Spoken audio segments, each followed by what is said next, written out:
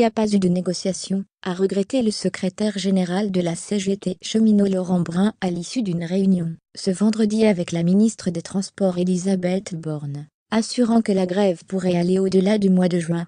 Les organisations représentatives à la SNCF, CGT, INSA, Sud, CFDT sont sorties du ministère après un peu plus de 2 heures de discussion. C'est absolument inacceptable, ce qui vient de se passer aujourd'hui, a déclaré Éric Meillet de Sudrail, en annonçant avoir l'intention de proposer lundi de durcir le mouvement.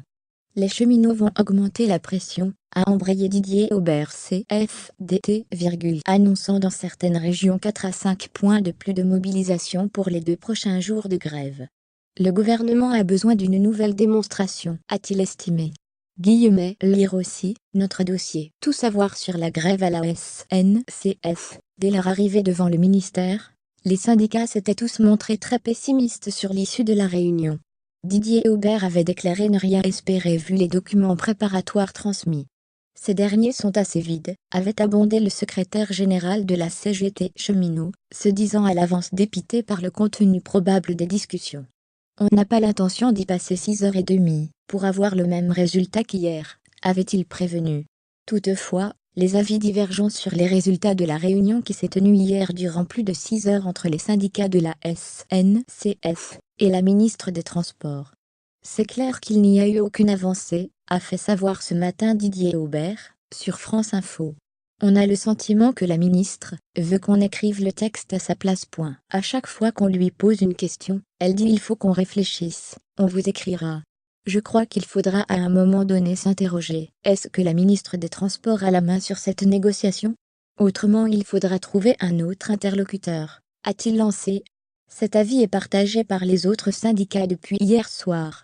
Nous sommes fondés à dire que cette réunion a été une véritable mascarade dans laquelle la ministre s'est contentée de critiquer ou de faire des remarques sur les propositions des organisations syndicales, sans apporter elle-même de propositions et de contenu.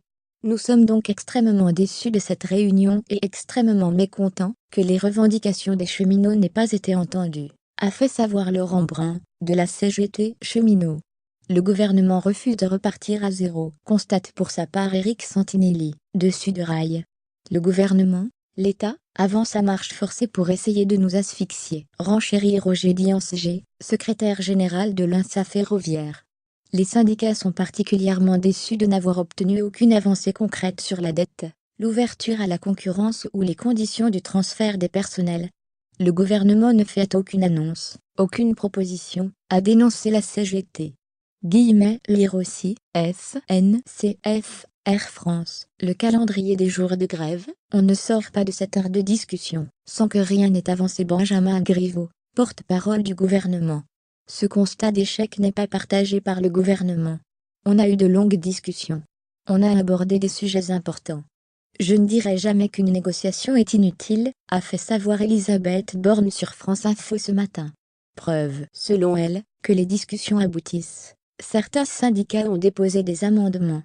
Il y a des propositions. J'ai une vingtaine d'amendements proposés par la CFDT. Je vais les examiner, promet-elle. On ne sort pas de cette ère de discussion sans que rien n'ait avancé, a également assuré ce matin Benjamin Griveaux, secrétaire d'État auprès du Premier ministre et porte-parole du gouvernement sur RTL. Là, on est en train de travailler à la gouvernance de l'entreprise. La SNCF restera une société publique, elle ne pourra plus s'endetter librement. Il y aura une gouvernance plus claire, a-t-il énuméré. Les discussions viendront sur la dette, mais nous avons d'abord à discuter de l'organisation de l'entreprise, explique-t-il. Mais les syndicats n'y croient plus.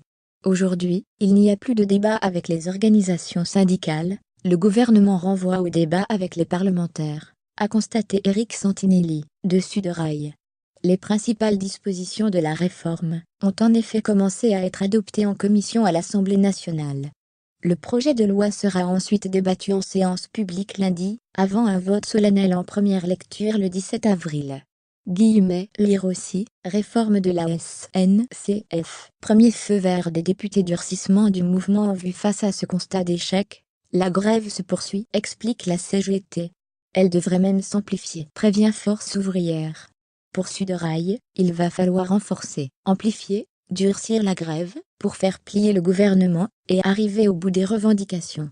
L'INSA ferroviaire appelle également les cheminots et usagers à se mobiliser, si on veut faire plier le gouvernement. Il faut avoir en mémoire qu'on a derrière nous des cheminots mobilisés. Plus le conflit va durer, plus les positions vont se radicaliser, assure Didier Aubert de la CFDT. Selon ce dernier, la mobilisation des cheminots, appelés à cesser le travail samedi à 20h, jusqu'à mardi à 7h55, devrait être au moins aussi importante qu'en début de semaine. La posture des syndicats ne change pas.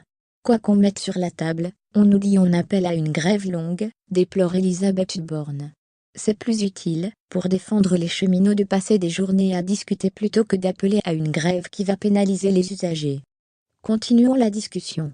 Je peux comprendre que les cheminots se posent des questions. Moi je suis là pour y répondre, explique la ministre. Selon un sondage Odoxa réalisé avec Dentsu Consulting pour France Info et Le Figaro, 57% des Français jugent que ce mouvement de grève n'est pas justifié. Jeudi, pour la première fois depuis le début du conflit, le président Emmanuel Macron s'est exprimé publiquement sur le sujet. Évoquant des protestations qui sont totalement légitimes et supposent un travail d'explication continue de la part du gouvernement, il a estimé que les mouvements sociaux ne doivent pas empêcher le gouvernement de gouverner.